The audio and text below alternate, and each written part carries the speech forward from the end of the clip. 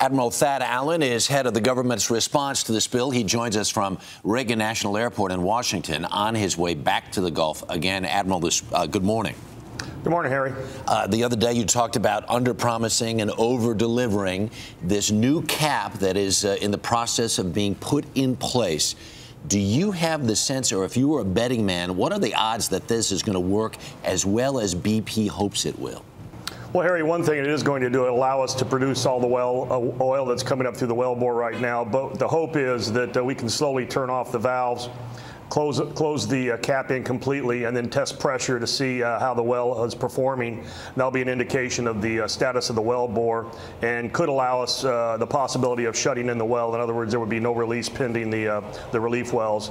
On the other hand, we could find that there's a drop in pressure and we will need to produce to protect the wellbore. We won't know that until we do a well integrity test, and BP has submitted procedures on how to do that. They submitted them last night at my request. We're reviewing them this morning, and we could be underway with that testing this afternoon. So let me get this straight. This is not merely just a cap, but there's enough machinery in this that once it's in place, they could literally close the valves on it to stop the leak entirely? Harry, it's a multi-purpose cap. We can produce off of it, and we can also close all the valves and close the production valves on the Q4000 and the other production platforms and see if it can hold the pressure.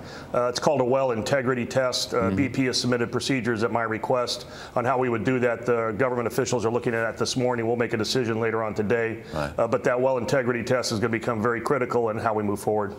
Assume this thing does work the way BP says it's engineered to do, and it is in fact then taking all of the oil from this broken wellhead out and putting into ships. Will it be able to stay in place in event of a storm? Not a major hurricane, Harry. We would need about 120 days to, 120 hours advance notice of gale force winds to be able to move those ships off a station. But we're also moving very quickly with the relief wells that are coming online. One of the reasons we pressed ahead right now is after I consulted with Jane Lubchenco from NOAA, we all agreed that we had probably an uncommon weather window for the next 7 to 10 days that would allow us to move ahead.